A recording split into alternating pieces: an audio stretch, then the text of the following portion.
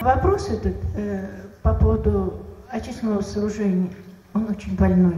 Не решается давно. Жители Раивского поселения уже не знают, куда обращаться. Администрация района, региональные власти, надзорные органы. Сейчас очередной сход граждан. Последний был в октябре. Вопрос, когда в Белобезводном появятся очистные сооружения для жидких отходов, до сих пор не решен. За проблему уже готовы взяться сами. Работать по теме самообложения.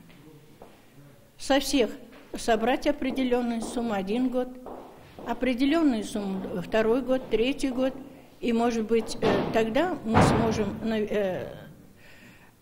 сами отремонтировать очистное сооружение. Раньше отходы сливали на поля фильтрации, но по решению суда делать это запретили. Земля заповедная. Теперь отходы вывозят спецмашины, и это, по словам властей, пока остается единственным выходом. Ведь строить здесь очистные тоже нельзя по закону. Мы не имеем права на законодательном уровне сбрасывать очищенные стоки на рельеф.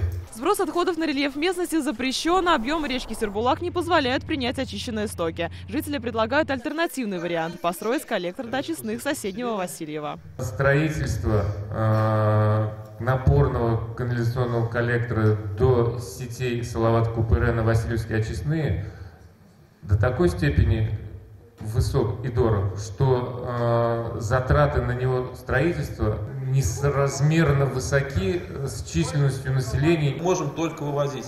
Я бы с удовольствием придумал бы что-то другое, но я не волшебник. Вывоз и новая схема водоотведения сказалась и насчет фактурах. Теперь за канализацию жители платят не с куба слитой воды, а с квадратного метра жилья. Это почти 27 рублей. Опасается, что из коммунальной строки оплата перейдет в жилищную. Получается, у нас 3000 только за канализацию платить. Если с куба воды платить за канализацию, значит, получается, с куба мы будем платить 286 рублей. По словам сельсовета, еще в прошлом году жителям предложили внести протокол в управляющую компанию о несогласии с новой схемой оплаты. Но он так и не поступил. Постановление о новой схеме утверждено. Наше постановление полностью было изучено, проверено прокуратурой. У нас есть положительное заключение, что все соответствует нормам закона. Это постановление, по словам главы, жители еще могут обжаловать в суде. По его решению власти готовы отменить нововведение. Юлия Муратова, Ренат Сафин, ТНВ, Зеленодольский район.